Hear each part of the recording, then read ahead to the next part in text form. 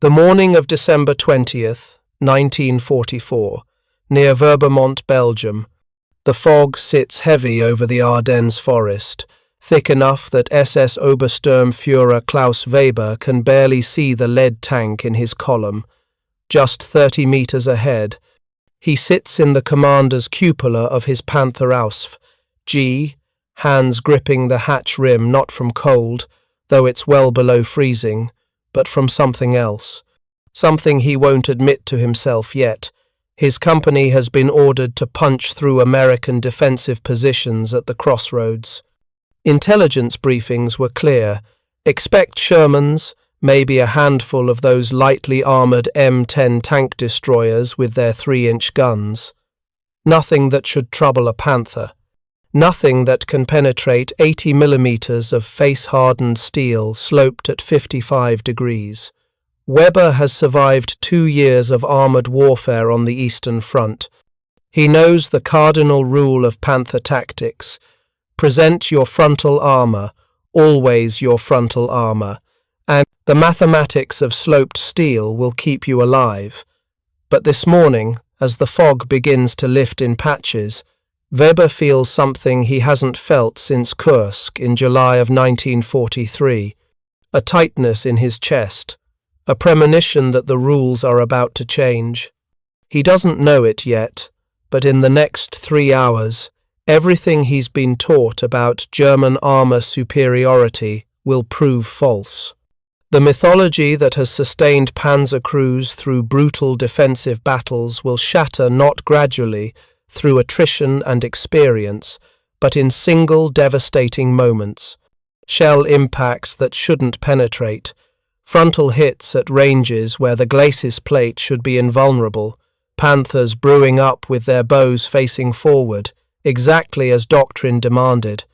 This is the story of that moment, the moment when German Panzer commanders realized their frontal armor had failed them, when 80 millimeters of sloped steel armor that had made them feel invincible against most Allied weapons in the West became a death trap. When American tank destroyers mounting 90 millimeter guns proved they could kill Panthers from the front at ranges exceeding 1,000 yards. But to understand the psychological earthquake that shook German armored forces in the winter of 1944, we need to understand what came before. The confidence that bordered on arrogance, the tactical doctrine was built entirely on frontal armor superiority. The 2 years of experience taught Weber and thousands of other Panzer commanders a simple lesson. If you keep your glacis plate facing the enemy, you will survive. If you're enjoying this deep dive into the story, hit the subscribe button and let us know in the comments from where in the world you are watching from today. Weber joined the Panzer forces in early 1943, trained at Grafenwöhr on the new Panther tanks that were supposed to counter the Soviet 34. The instructors were explicit about the Panther's revolutionary design. The glacis plate, the sloped frontal armor, was 80 millimeters thick, angled at 55 degrees from vertical. Due to this angle, any shell striking the plate head-on had to penetrate what was effectively 139 millimeters of armor. Some engineering calculations, depending on the exact angle of impact, put the effective thickness even higher, approaching 200 millimeters when fired upon from oblique angles. By comparison, the Tiger I heavy tank, Germany's most famous armored vehicle, mounted 100 millimeters of frontal armor, but that armor was vertical, perpendicular to incoming fire. The Panther's sloped design was actually superior in terms of effective protection. This wasn't propaganda. It was trigonometry. It was metallurgy.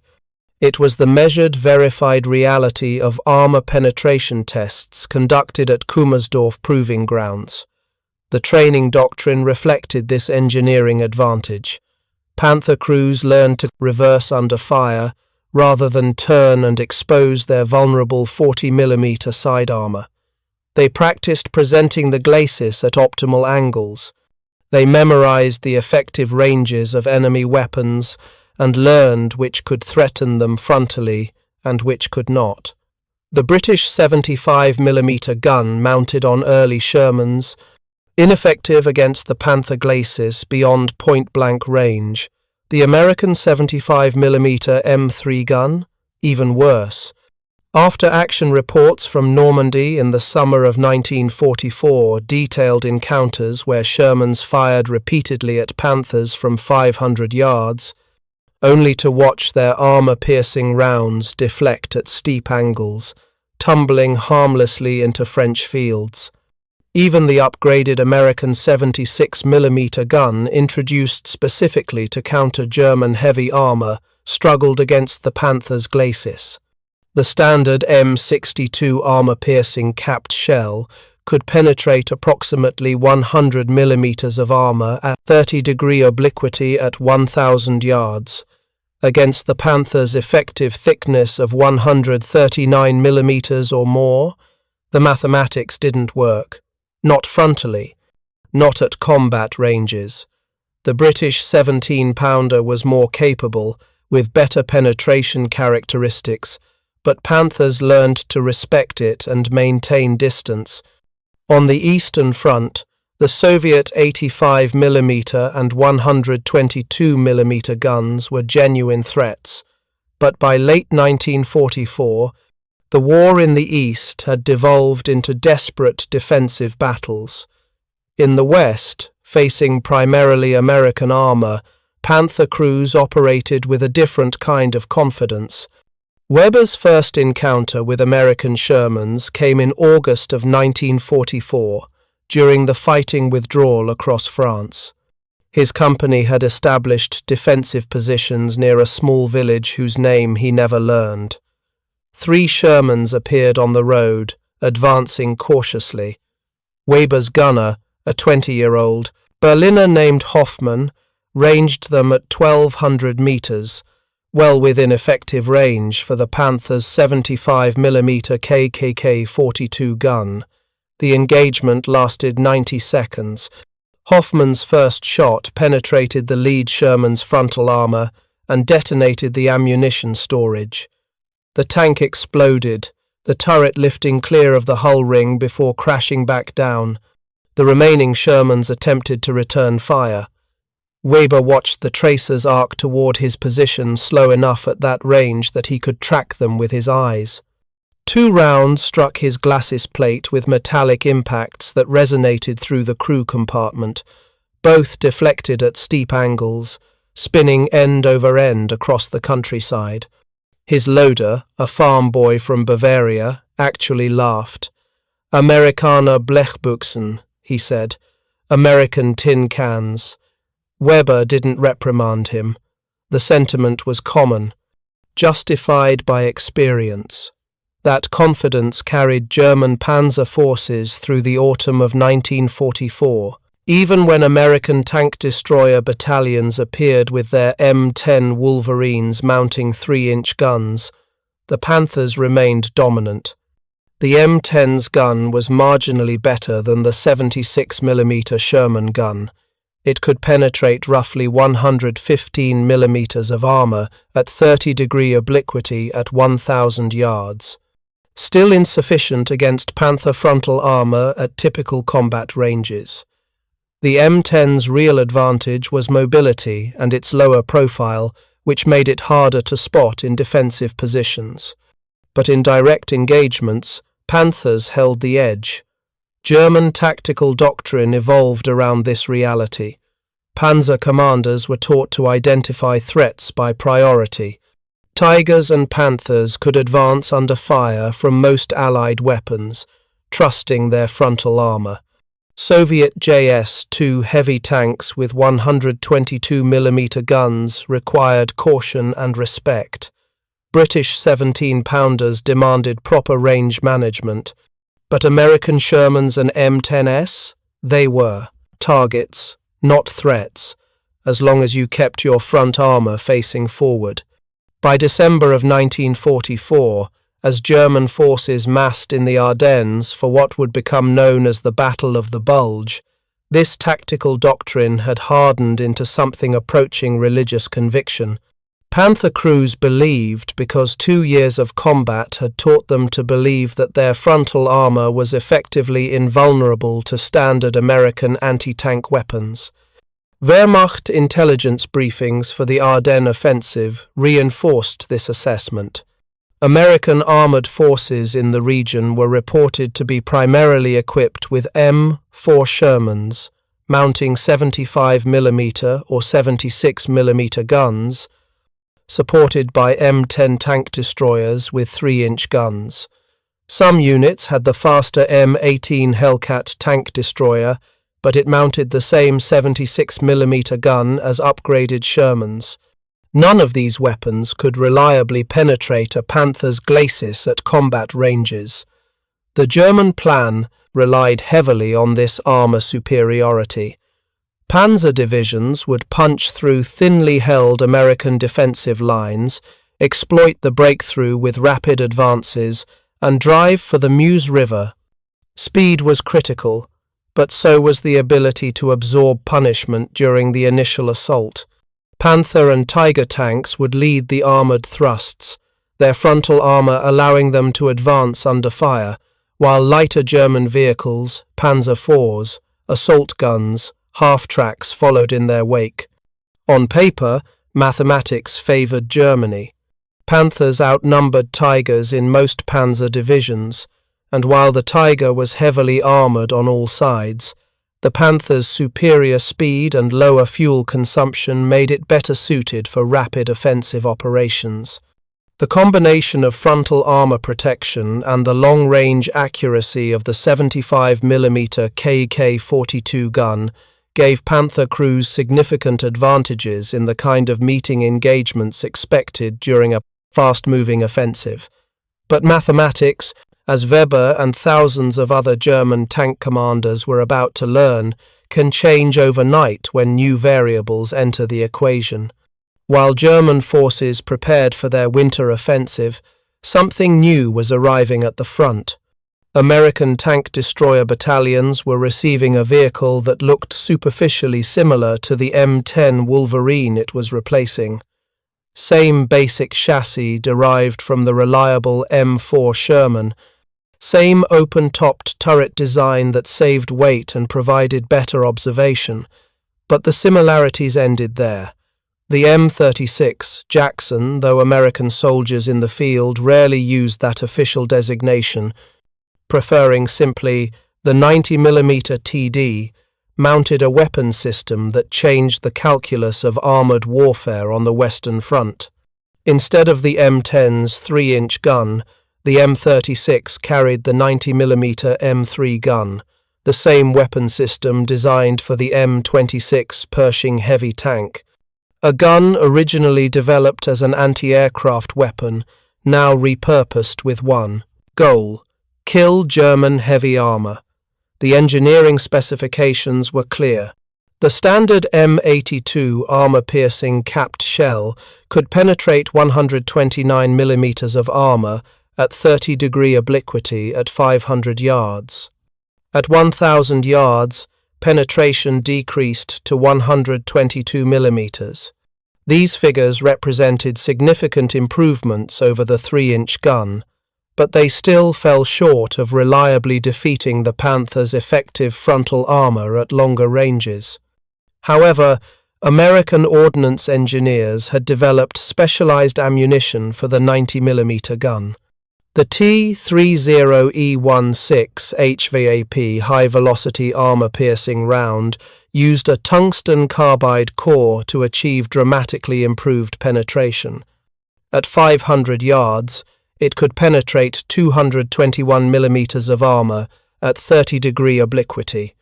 At 1,000 yards, 199mm. These were figures that exceeded the effective thickness of Panther frontal armor by substantial margins. But tungsten was in critically short supply. American war production prioritized tungsten for cutting tools and other industrial applications essential to maintaining high production rates of conventional weapons. HVAP ammunition for the 90mm gun existed in limited quantities, typically only a few rounds per tank destroyer, reserved for encounters with the heaviest German armor. The real game changer was a round that began reaching American tank destroyer battalions in limited numbers in late 1944, the T-33 armor-piercing shot. This was a modified M77 armor-piercing round that had been heat-treated to increase hardness and fitted with a ballistic windshield to improve aerodynamic characteristics. The metallurgical modifications were specifically designed to defeat face-hardened German armor, the type used on Panther glacis plates through mid-1943. American ordnance reports were explicit about the T-33's capabilities. The official documentation stated, "This shot will defeat all plates of the German Panzer KPFW-V Panther tank. It will penetrate the glacis plate of the Panther at ranges up to 1,100 yards, 1,100 yards, over half a mile." The glacis plate that had made Panthers invulnerable to most Allied weapons in the West could now be penetrated frontally at ranges where Panther commanders had felt completely safe. The M36 first entered combat in Europe in October of 1944. Initial deployments were limited. American tank destroyer doctrine had centered on the mobile M18 Hellcat, and there was institutional resistance to the heavier, slower M36. But field commanders and infantry units who actually faced German armor had different priorities. They wanted firepower that could kill Panthers and Tigers in direct engagements, not mobility for flanking maneuvers that often proved impossible in the close terrain of northwestern Europe. By the time the Battle of the Bulge erupted on December 16th, 1944, only 236 M36 tank destroyers were operational in the European theatre.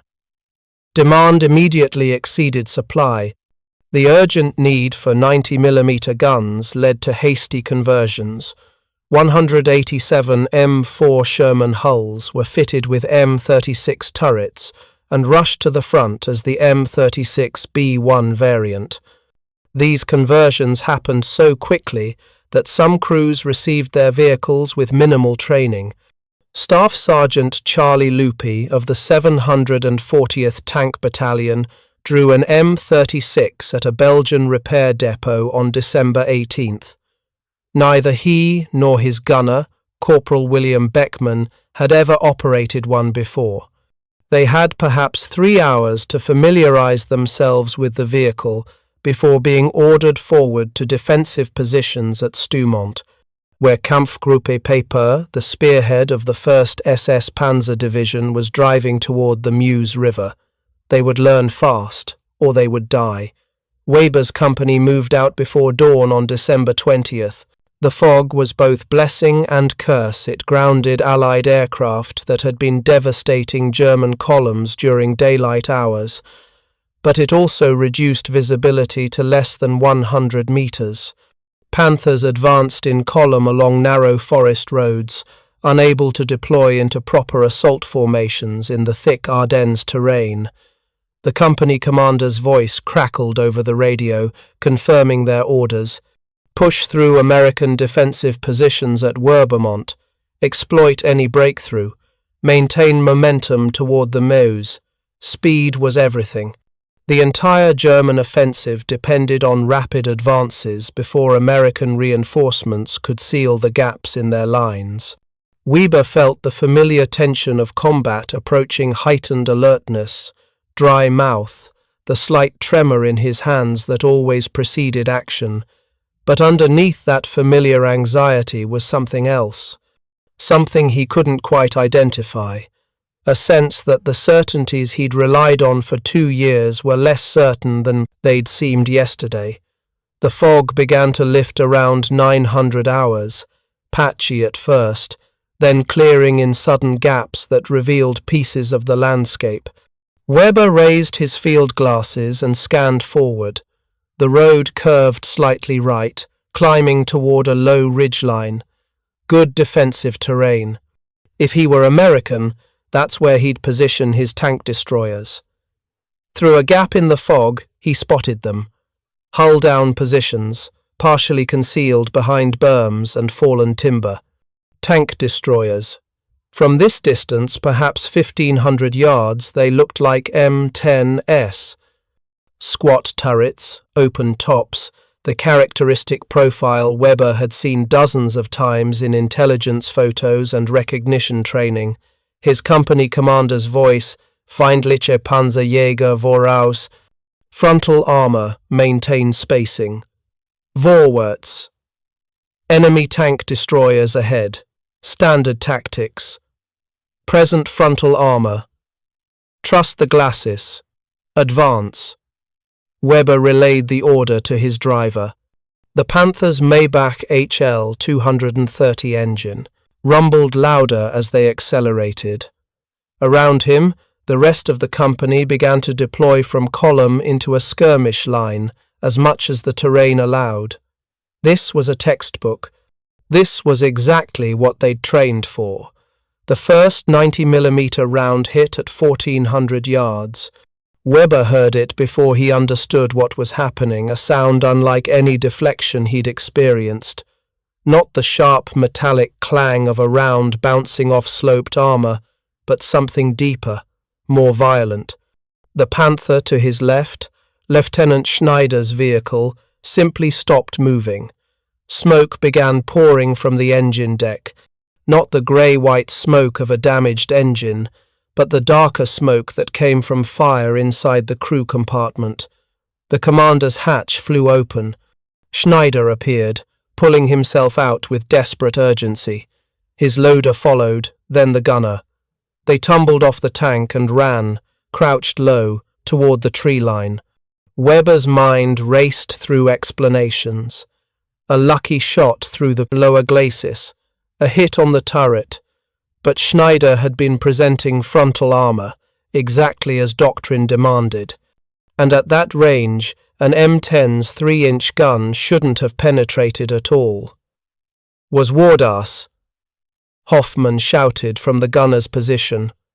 What was that? Weber didn't answer. Through his optics, he was studying the American positions more carefully. The turrets weren't quite right, larger than M10 turrets, rounded instead of angular. The gun tubes were longer, thicker, not M10s. The realization hit him with the same physical shock as nearby artillery. These were M36s, the new American tank destroyers he'd heard rumors about, the ones supposedly mounting 90mm guns. Intelligence had said there were very few in the theater. Most American tank destroyer battalions still operated M10s and M18s. That the 740th was unlikely to encounter them. Intelligence had been catastrophically wrong. The second round struck Weber's Panther at the glacis plate, dead center. Time fragmented into disconnected sensory moments. The impact, not a glancing blow, but something that transmitted through the entire hull structure. A flash of white light that turned his vision into a burning afterimage. The shriek of metal under catastrophic stress. Then the explosion inside the crew compartment as the T-33 armor-piercing shot punched through 80mm of face-hardened steel and detonated. Weber's driver, Feldwebel Klaus Zimmermann, died instantly. The shell fragments shredded him where he sat, his blood spattering across the instrument panel and transmission housing. The radio operator slumped forward without a sound, the back of his head simply gone. The overpressure threw Weber against the turret wall hard enough that he felt ribs crack. His vision swam. Blood poured from his ears, the eardrums ruptured by the concussion. Hoffman was screaming something, but Weber couldn't hear him over the ringing that filled his skull. The smell hit next cordite, burning, metal, and the copper-sweet stench of blood and exposed viscera. Smoke began filling the fighting compartment, thick and black. Raus! Raus! Weber heard his own voice, as if from a great distance. Out! Get out! His hands moved on autopilot, muscle memory taking over where conscious thought had failed. He pulled himself up through the commander's hatch, aware of flames beginning to spread in the crew compartment below. Hoffman emerged from the loader's hatch, his face black with powder burns. The surviving loader was already on the ground, running for the tree line. Weber tumbled from the turret onto the rear engine deck, then rolled off onto frozen ground. The impact drove the air from his lungs. He lay there for several seconds, unable to move, watching his Panther burn. Flames were visible through every open hatch now. The ammunition would cook off soon. He forced himself to crawl, then stand, then run in a stumbling crouch toward cover. Behind him, his Panther died. The main gun, ammunition detonated in a series of rapid explosions that blew the turret completely off the hull ring. It landed upside down, 10 meters from the burning chassis. The 75mm rounds continued cooking off for another 3 minutes, each explosion sending fragments spinning through the morning air. Weber collapsed behind a thick oak tree and watched the rest of his company die. Lieutenant Koch's Panther took a frontal hit at the turret mantlet. The round punched through and ignited the ready ammunition stored there. The explosion was instantaneous and total. No survivors. Oberfeld-Wabel Hartmann's tank tried to reverse, presenting the glacis while backing toward cover. A 90mm round caught it on the lower glacis, the thinner armor that protected the transmission. The shell penetrated, and the Panther shuddered to a halt, transmission destroyed, immobile and vulnerable. The crew bailed out as the second round hit. In less than 4 minutes, Weber watched 5 Panthers reduced to burning wrecks, all frontal hits, all at ranges between 1,200 and 1,500 yards. Ranges where the glacis plate should have been effectively invincible against American tank destroyer guns. Should have been, but it wasn't. The mythology had shattered as completely as the armor itself. If you find this story engaging, please take a moment to subscribe and enable notifications. It helps us continue producing in-depth content like this. The tactical impact of the M36 wasn't simply about armor penetration figures and kill ratios, though those numbers tell part of the story. The deeper impact was psychological. It was the sudden invalidation of 2 years of accumulated combat experience, the destruction of a doctrine that had kept men alive through countless engagements. Every German tank commander in the West operated according to certain fundamental assumptions. The Panther's frontal armor was proof against standard American anti-tank weapons at combat ranges. Present the glacis, maintain proper spacing, close to effective range for your own gun, and you would survive. This wasn't arrogance or ideology. This was tested in reality, verified in hundreds of engagements from Normandy to the Siegfried Line. The M36 destroyed those assumptions. Suddenly, every American tank destroyer position represented an existential threat. Crews couldn't distinguish between an M10 with its 3-inch gun still inadequate against Panther frontal armor and an M36 with its 90mm gun that could kill them frontally at ranges exceeding 1,000 yards. The silhouettes were too similar at combat distances, especially in the limited visibility conditions that characterized winter fighting in the Ardennes. This uncertainty created tactical paralysis. Panthers that had previously advanced boldly now hesitated. Company commanders who had trusted their armor now questioned every movement order. The psychological advantage, that intangible confidence that made crews fight harder, aim steadier, make better decisions under pressure, shifted decisively to the Americans. The Battle of the Bulge became the M36's proving ground, in ways that German intelligence had failed to anticipate. 3 American tank destroyer battalions, the 610th, 703rd, and 740th, equipped with M36s, played decisive roles in blunting the German armoured offensive. Despite suffering casualties that reached 2/3 of their original strength in some units, they achieved something that had been rare in the West. They could stand and fight German heavy armour frontally. The 703rd Tank Destroyer Battalion, supporting the 82nd Airborne Division near Werbermont, engaged Kampfgruppe Piper's Panthers and Tiger IIs in direct combat. The battalion's after-action reports documented multiple frontal kills on Panthers at ranges between 1,000 and 1,500 yards. One M36 commander, whose name was recorded only as Lieutenant Rose in the battalion records, scored a confirmed kill on a Panther at 4,600 yards, the maximum effective range of the M36's telescopic sight.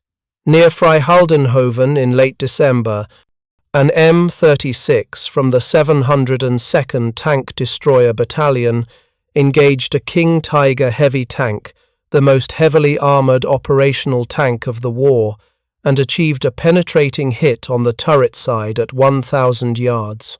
While the King Tiger's frontal armour remained effectively immune to the 90mm gun with standard ammunition, the engagement demonstrated that even Germany's heaviest armour wasn't invulnerable. The 776th Tank Destroyer Battalion recorded a Panther kill at 1,500 yards with a turret penetration. The round punched through the 100mm turret face thicker than the glacis, but vertical rather than sloped, and detonated inside the fighting compartment. The Panther's ammunition exploded, killing the entire crew instantly. But the most significant engagements weren't necessarily the longest-range kills or the destruction of the heaviest German armour. The most significant engagements were the ones that happened at company and battalion level, where American tank destroyer crews stood their ground in defensive positions and fought German armour to a standstill. Staff Sergeant Lupi and Corporal Beckman, the crew who'd never seen an M36 before December 18th, engaged 3 Panthers at Stoumont on December 19th. The engagement happened at ranges between 800 and 1,200 yards. Beckman, operating the 90mm gun for the first time in combat, achieved 3 hits with 5 rounds fired. All 3 Panthers were knocked out. 2 burned immediately. The third suffered catastrophic damage to the turret drive system and was abandoned by its crew.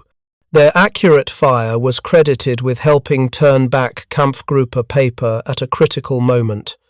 Piper's battle group, the deepest German penetration of the Bulge, was already struggling, with fuel shortages and unexpectedly strong American resistance. The loss of 3 Panthers to a single American tank destroyer reinforced Piper's assessment that continued advance toward the Meuse was impractical. His decision to halt and consolidate rather than push forward gave American forces precious time to establish stronger defensive lines. This pattern repeated across the Bulge perimeter. Small numbers of M36s, positioned in key defensive sectors, achieved effects far beyond their numbers, not because they destroyed every German tank they encountered, but because their presence fundamentally altered German tactical decision-making. Panzer commanders who would have advanced aggressively against M10s or Shermans now approached cautiously, using terrain and concealment, consuming time that the German offensive could not afford to lose. The psychological dimensions of this shift were profound and immediate. German tank commanders operated in an information environment where uncertainty had replaced certainty. Before the M36, a Panther commander could assess an American defensive position and make rational tactical decisions based on known variables. Sherman with a 75mm gun, close to 800 yards and engage, M10 with a 3-inch gun, advance under fire, present frontal armour, close to 600 yards, and destroy. The tactics were clear because the threat parameters were understood. After encountering M36s, those calculations became probabilistic rather than certain. That American tank destroyer position ahead, is it an M10 or an M36? If it's an M10, you can advance. If it's an M36, advancing frontally might be suicide. You can't tell the difference at 1,500 yards. By the time you're close enough to identify it with certainty, you might already be in its kill zone. This tactical uncertainty manifested in measurable ways. After-action reports from German Panzer units in late December 1944 show increased time spent in reconnaissance and approach to American positions. Movements that had previously taken hours now consumed entire days. Attacks that would have been pressed home aggressively were now broken off when encountering unexpectedly strong resistance.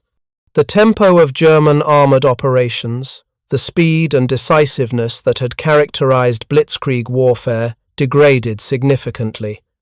American infantry units noticed this shift and praised it explicitly. Infantry commanders whose troops were pinned down by German armour wanted tank destroyers that could stand with them in the defensive line and fight enemy tanks directly. The M18 Hellcat, for all its speed and mobility, followed tank destroyer doctrine that emphasized flanking attacks and rapid repositioning. That doctrine made sense from an armor warfare perspective, but it left infantry feeling exposed when the M18s repositioned and left gaps in the line. The M36, by contrast, could fight German heavy armor head-to-head from fixed positions. Infantry companies defending key crossroads or river crossings took enormous comfort from having M36s positioned in overwatch. When Panthers appeared, the M36 crews didn't maneuver for flank shots. They engaged frontally, at range, and they killed or drove off German armor before it could close to effective range against American infantry positions. This isn't to suggest the M36 was a perfect weapon or that it made German armor obsolete. The reality was more nuanced. The M36 had significant vulnerabilities that German tankers quickly learned to exploit when possible. The open-topped turret, designed to save weight and provide better observation, left crews exposed to artillery airbursts, mortar fragments, and even small arms fire in some circumstances. A Panther's coaxial machine gun couldn't penetrate an M36's armor, but it could force the crew to button up or suppress them enough to degrade their effectiveness. German units that had time to coordinate combined arms attacks used artillery to suppress M36 positions before armored assaults. The M36's armor was thin 38mm on the glacis, 19mm on the sides. Any penetrating hit from German tank or anti-tank guns was likely to be catastrophic. Panther crews who survived initial encounters with M36s learned to be more cautious in their approaches, but also learned that if they could close to effective range and land the first shot, the M36 was extremely vulnerable. The question became, could you close the distance without being killed first? Testing conducted by the 703rd Tank Destroyer Battalion in December 1944 examined M36 capabilities against the Tiger II, the King Tiger. Their conclusion was sobering. The M36's 90mm gun could not reliably penetrate the King Tiger's frontal armor at any range with the standard ammunition available to them.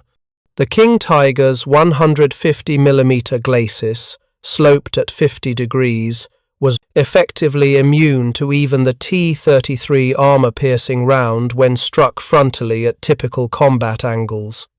Against King Tigers, M36 crews were instructed to engage only from the flanks or to target specific weak points, the turret ring, the lower glacis, the commander's cupola, This required patience, good positioning, and considerable courage, given that the King Tiger's 88mm K-43 gun could destroy an M36 at ranges exceeding 2,000 yards. Even against the Panthers, there were limitations. While the T-33 round could penetrate the Panther glacis at ranges up to 1,100 yards under test conditions, combat conditions were messier. The Panther's actual glacis thickness varied between 82 and 85 millimeters, depending on production variant. The steel quality varied depending on when the tank was manufactured. Panthers produced in late 1944 often used lower quality steel due to Germany's deteriorating industrial situation, but this also made the armor more prone to shattering rather than being cleanly penetrated. At extreme angles of impact, even 90mm rounds could deflect off Panther armor. American after-action reports documented cases where M36s fired at Panthers at ranges as close as 150 yards and failed to achieve penetration due to impact angle. In one documented engagement, an M36 fired 3 rounds at a Panther at close range. All 3 struck the glacis, but at such oblique angles that they deflected without penetrating.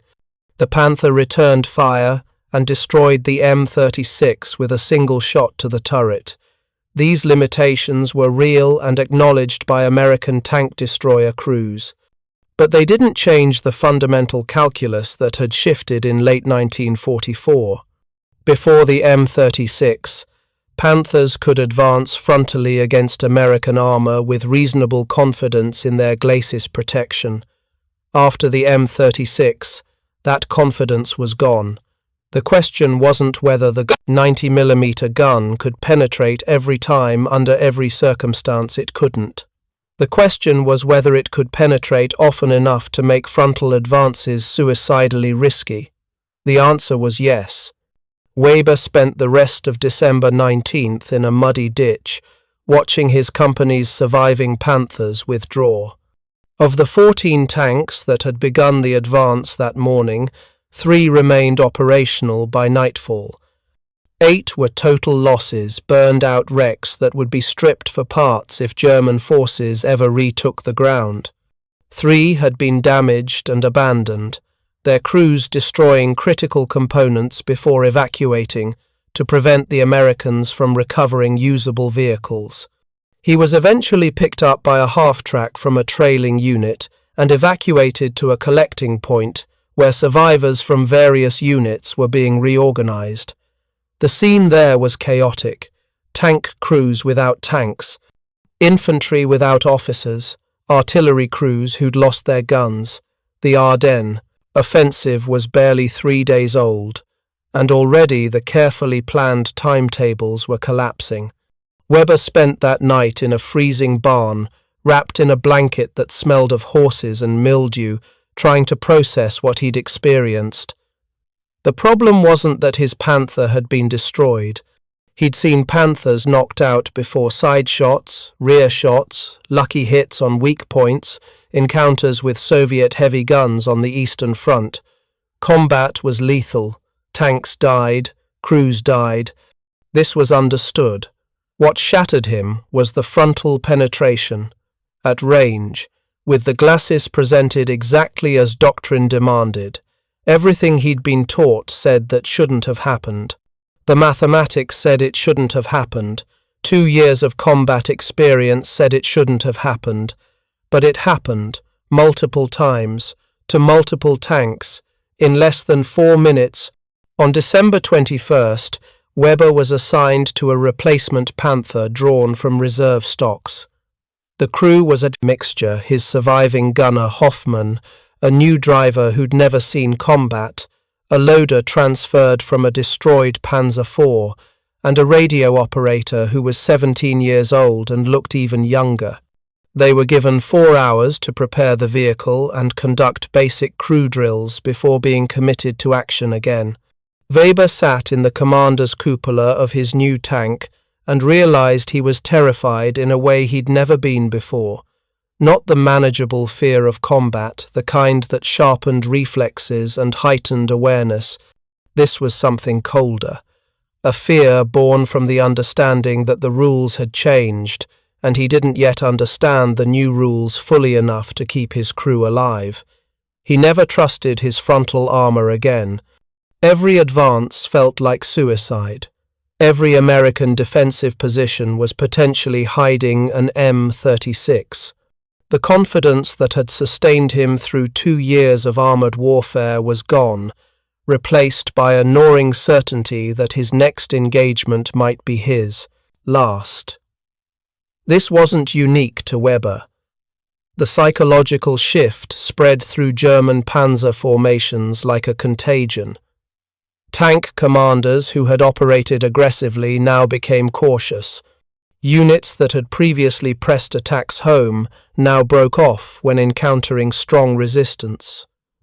The tempo of German armoured operations, already hampered by fuel shortages, mechanical breakdowns, and overwhelming Allied air superiority when weather permitted, slowed further, as crews lost confidence in their material superiority. American intelligence officers noticed this shift in German tank tactics by late December. Captured German tank crewmen spoke openly about the new American tank destroyers with 90mm guns. The accounts were remarkably consistent. The M36 could penetrate Panther frontal armor at ranges where Panthers had previously felt safe. This knowledge spread through the German Panzer forces faster than official intelligence reports could have distributed it. Tank crews talked to each other. They shared experiences. They warned each other. By early January 1945, even German units that hadn't personally encountered M36s operated under the assumption that American defensive positions might include them. This assumption alone degraded German tactical effectiveness. Panzer commanders planned approaches assuming they might face 90mm guns. They used more terrain masking. They spent more time in reconnaissance. They advanced more slowly and cautiously. All of this consumed time the German offensive didn't have. The Battle of the Bulge officially ended on January 25, 1945. With German forces pushed back to approximately their starting positions. The offensive had failed to reach its objectives. The Meuse River was never reached. Antwerp, the ultimate strategic goal, remained firmly in Allied hands. The German panzer forces that had launched the offensive were shattered. From December 13, 1944 to January 19, 1945, American 1st and 3rd Armies lost approximately 666 M4 medium tanks and 249 tank destroyers. German losses were harder to quantify precisely, but by February 5, 1945, Germany had only 190 operational tanks, 533 assault guns, and 87 tank destroyers on the entire Western Front, facing perhaps 10 times that number of Allied armoured vehicles. The M36's contribution to this attrition was disproportionate to its numbers. Only 236 M36s were available at the start of the Bulge. By war's end, M36s equipped 27 American tank destroyer battalions. But the impact wasn't measured purely in kill ratios. The impact was measured in how the M36's presence altered German tactical decision-making at every level from company to division. Weber survived the Bulge. His replacement Panther was damaged by a mine on January 7, 1945, near Huffeleis. The explosion destroyed the left track and damaged the drive sprocket, but left the crew uninjured. They abandoned the immobilized tank after destroying the breech block and radio equipment, then fought as infantry until they could reach German lines. He was assigned to another Panther in February and sent to defend against American forces crossing the Rhine. In a letter to his younger brother, recovered decades later from family papers, he wrote with remarkable clarity about his psychological state. "We advance knowing that our frontal armor, once our salvation, may be our tomb. The Americana has a new gun that kills Panthers from the front at ranges where we cannot respond effectively. Each movement forward is a calculation of probabilities rather than certainties. The mathematics of armor protection that I learned at Grafenwohr no longer apply. Or perhaps they still apply, but the variables have changed in ways that make old equations useless. We fight on because orders demand it, and because there is no alternative. But the confidence that sustained us through 1943 and into 1944 is gone. We are no longer hunters. We are prey that happens to be armed." Weber was killed on March 23, 1945, when his Panther struck a mine while withdrawing across a pontoon bridge near Remagen. The explosion severed the right track and caused the tank to slew sideways. The hull tipped over the edge of the bridge and fell into the Rhine. Weber and 3 of his crew drowned, trapped in the sinking vehicle. Only the loader escaped. He was 24 years old.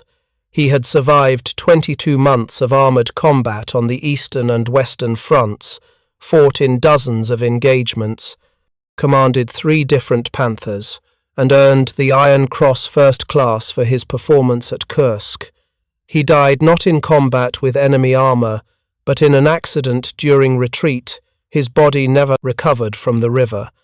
The M36 crews had their own trauma, though it manifested differently. Despite mounting a gun capable of killing Panthers frontally, they operated in vehicles whose armor protection was barely adequate against heavy machine gun fire. The 38mm Glacis would stop small arms and shell fragments, but any hit from German tank or anti-tank guns was likely catastrophic. M36 crews knew they possessed the firepower to kill the enemy, but also that the enemy could kill them far more easily if they landed the first shot. This created a specific psychological profile among American tank destroyer crews. They weren't tankers in the traditional sense. They didn't have the armor protection that allowed for sustained exchanges of fire. They were gunners in thin-skinned vehicles, whose survival depended entirely on seeing the enemy first, firing first, hitting first, and killing with the first shot. There was no room for error, no second chances, no ability to beings, absorb punishment and keep fighting. Corporal Beckman, the gunner who'd knocked out 3 Panthers at Stoumont, later described his experience in an interview conducted for a military history project in the 1980s. His words convey both pride in his achievement and the underlying terror that accompanied it. "We knew we had the gun to kill them." The 90mm was a beautiful weapon, accurate, powerful, reliable. But we also knew we were in a tin can.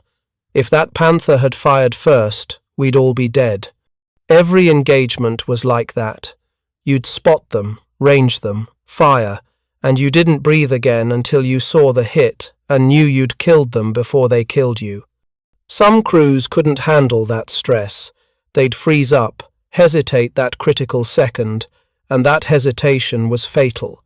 We had guys who lasted 1 engagement and then had to be relieved because they couldn't function anymore. The open-topped turret design chosen to save weight and improve. Observation created its own psychological burden.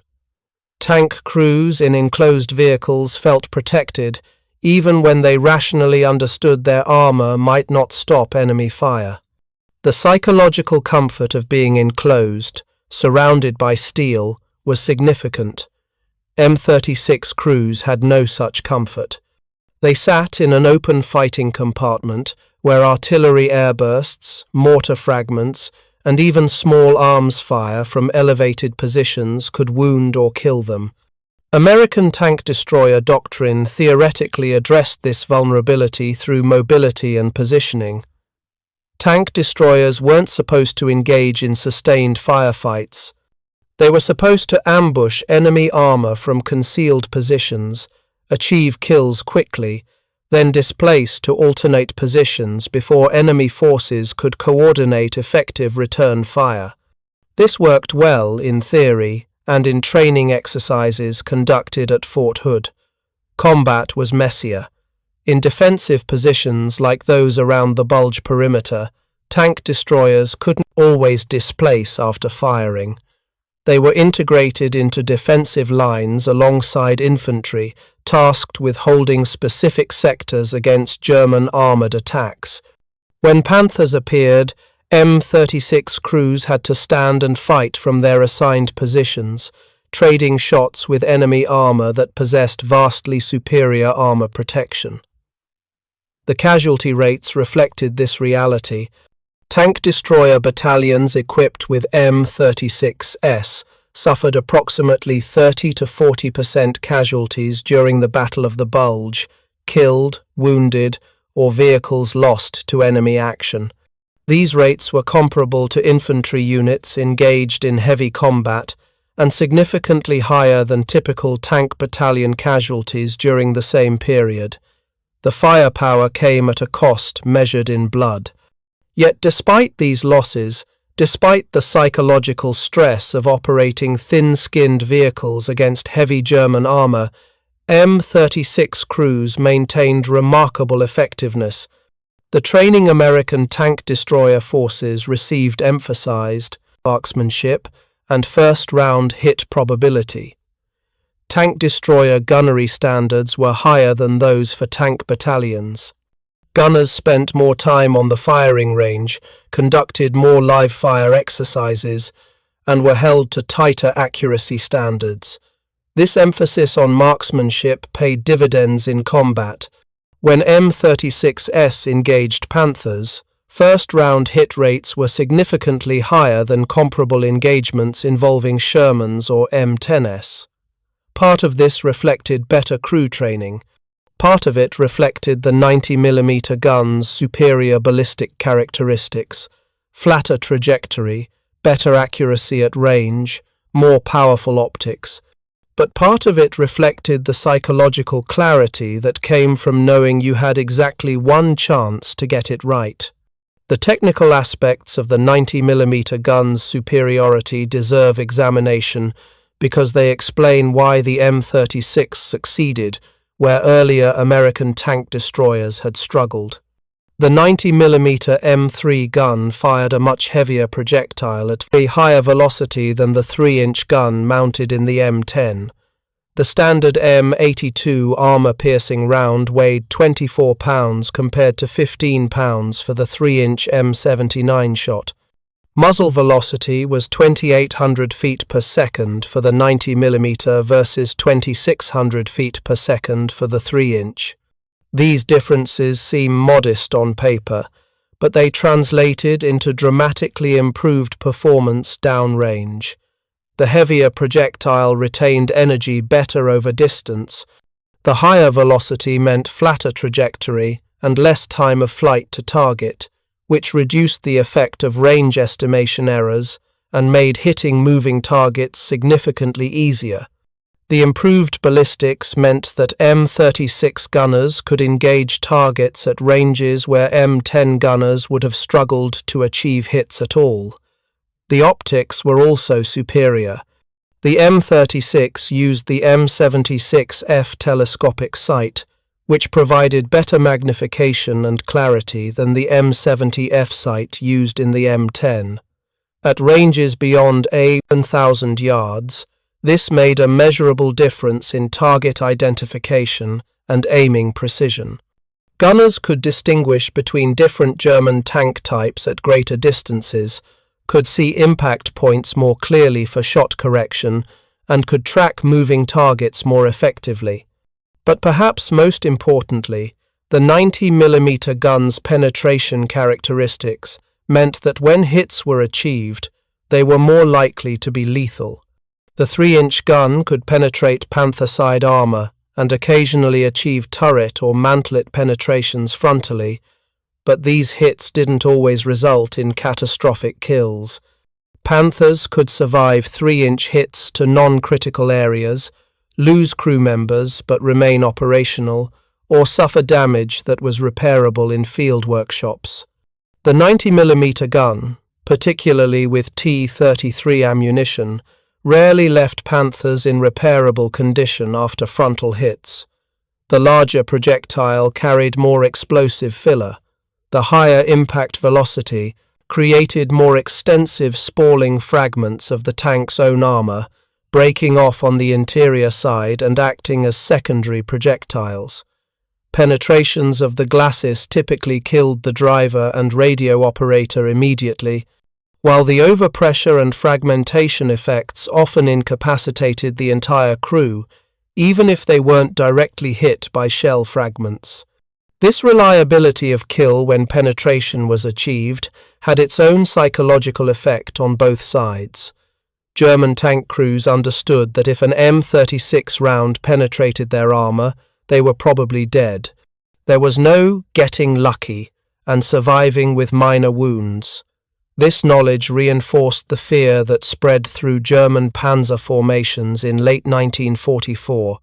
American tank destroyer crews, conversely, gained confidence from knowing that when they achieved hits, those hits were likely to be immediately decisive. They didn't need to hit the same target multiple times. One good hit was usually sufficient. The broader, strategic context of the M36's deployment reveals how desperately American forces needed a weapon that could engage German heavy armor frontally. By late 1944, American armored doctrine was under severe strain. The doctrine had been developed in the early war years when German tanks were predominantly Panzer III's and Panzer IV's vehicles that the M4 Sherman could engage effectively. Tank destroyers were seen as specialist vehicles to counter any heavy German armor that appeared. But by 1944, Panthers and Tigers were no longer rare. They were the standard equipment of German panzer divisions.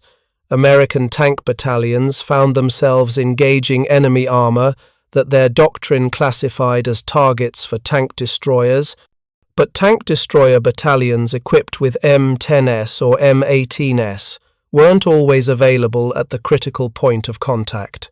Sherman crews were forced to engage Panthers and Tigers with weapons inadequate for the task, suffering heavy casualties in the process. The slow introduction of the 76mm gun on upgunned Sherman variants helped somewhat, but the 76mm still struggled against Panther frontal armor at typical combat ranges.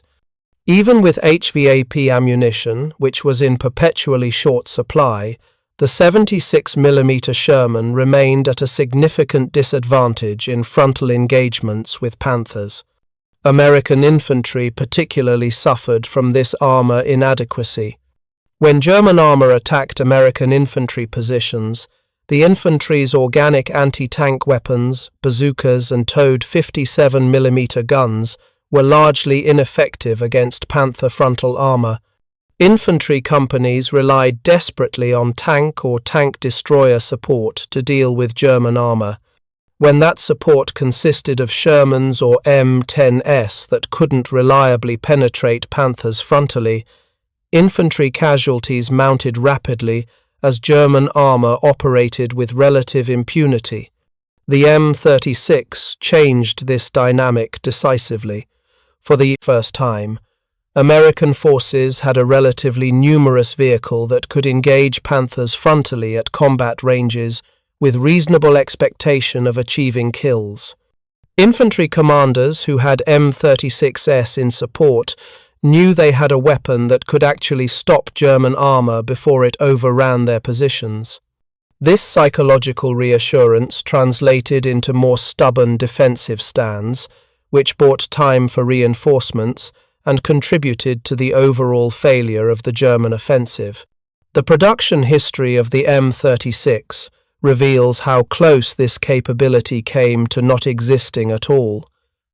The tank destroyer concept itself was controversial within the U.S. Army. Many armor officers argued that tanks should be designed to fight other tanks, and that creating a separate branch for tank destroyers was an unnecessary complication that fragmented armored forces. The Tank Destroyer Board, the institutional advocates for the tank destroyer concept, actually opposed the M36 in its development phase. Their opposition stemmed from doctrinal rather than technical concerns. Tank destroyer doctrine emphasized mobility. The ideal tank destroyer, in their conception, was fast, maneuverable, capable of rapid redeployment to meet armored threats wherever they appeared. The M10 fit this concept reasonably well. The M18 Hellcat fit it even better, lighter, faster, more mobile than any other armored vehicle in American service. The M36, by contrast, was heavier and slower than the M18. It used the M10 chassis, which was already considered somewhat ponderous. The bigger gun and heavier turret added weight. Top speed was only 30 miles per hour on roads, slower cross-country. Tank Destroyer Board doctrine argued that this reduced mobility made the M36 less effective than lighter, faster alternatives, even if it had superior firepower. But field commanders and infantry units who actually faced German armor had different priorities. They wanted firepower that could kill Panthers and Tigers reliably, and they were willing to accept reduced mobility to get that firepower. The debate became heated enough that it reached senior army leadership. General Dwight Eisenhower, Supreme Allied Commander, eventually intervened to order increased M36 production over the Tank Destroyer Board's objections. Even then, production was delayed by industrial and logistical complications. The 90mm gun was also needed for the M26 Pershing heavy tank, which was being developed simultaneously. Production capacity for large-caliber tank guns was limited. Choices had to be made about allocation. Some guns went to M36S, some to M26S, some were held in reserve for anti-aircraft use, the 90mm's original purpose. This production bottleneck meant that M36S reached Europe in modest numbers.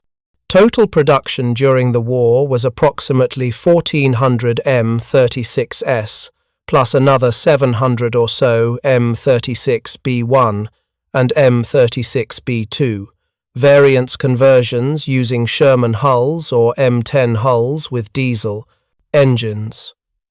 This seems like a substantial number until compared to the nearly 50,000 Sherman tanks produced during the same period.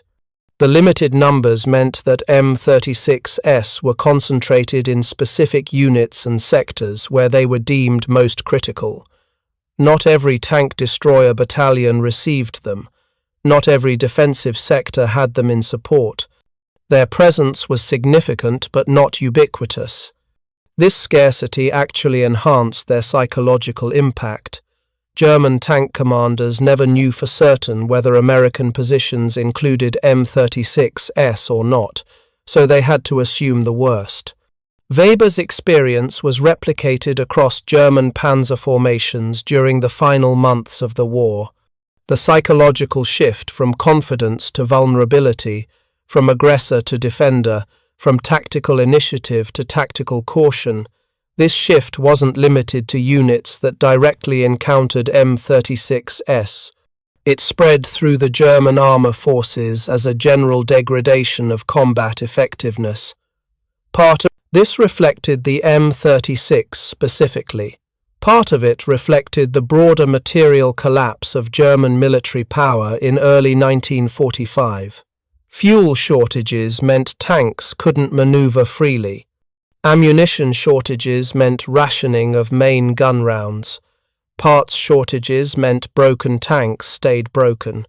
Air superiority belonged completely to the Allies, meaning German armor could only move safely at night or in bad weather. But the psychological dimension was real and measurable. German tank commanders who had operated with aggressive confidence in 1943 now operated with defensive caution in 1945. After-action reports from American units noted this shift explicitly. German armor that had previously pressed attacks home now broke off more readily. Panzer units that had previously advanced under fire now spent more time in concealment and reconnaissance.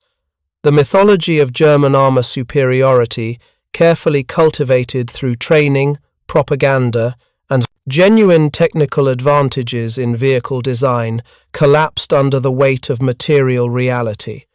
Panthers were still excellent tanks by any technical measure. The 75mm KK-42 gun was still one of the finest tank guns in the world.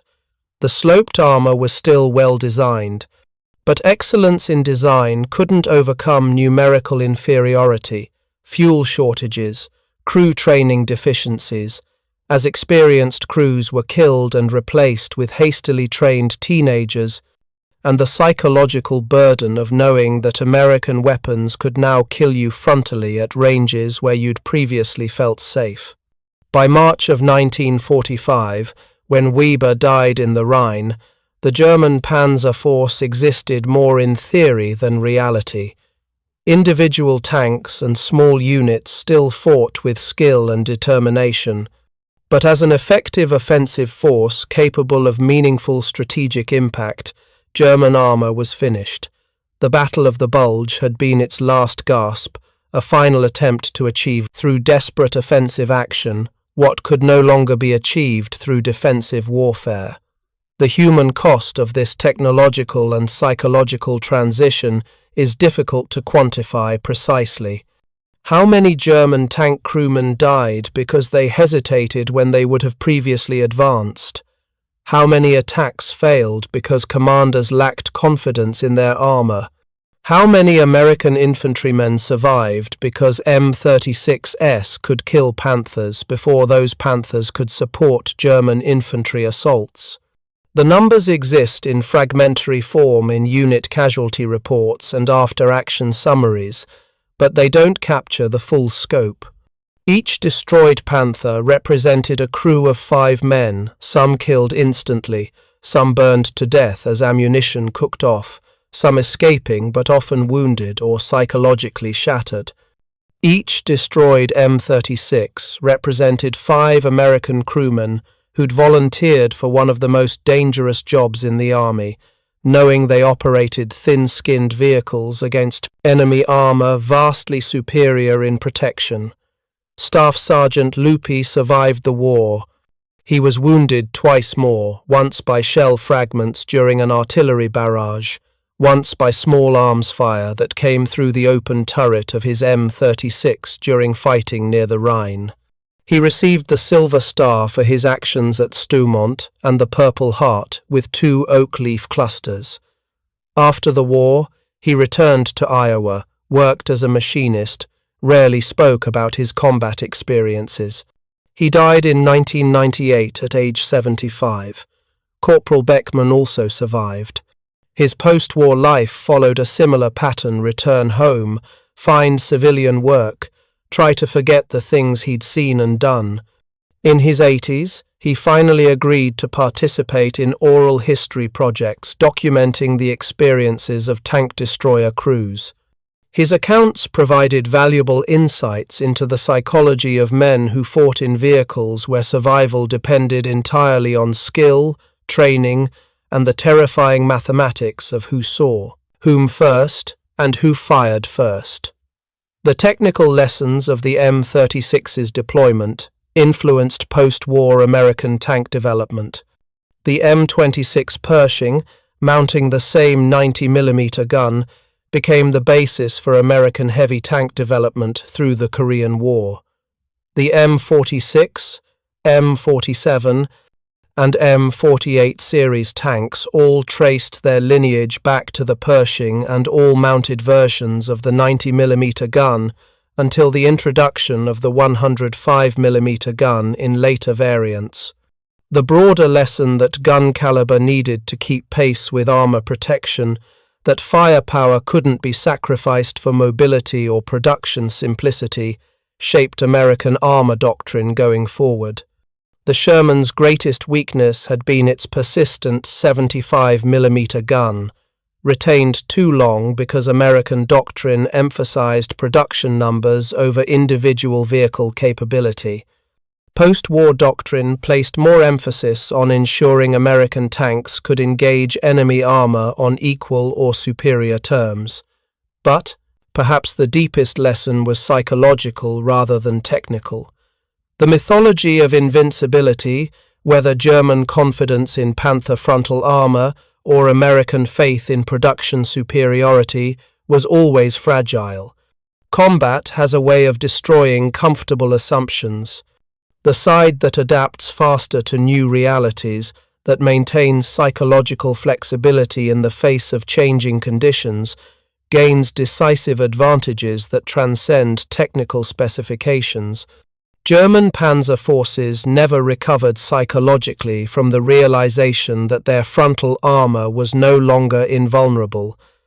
American forces, conversely, gained confidence from finally possessing weapons that could engage German heavy armor on favorable terms. This psychological shift, as much as any technical factor, contributed to the outcome of armored warfare in northwestern Europe in early 1945. The M36 remained in service long after World War II ended. It fought in Korea, where it proved more than adequate against Soviet-supplied North Korean armor.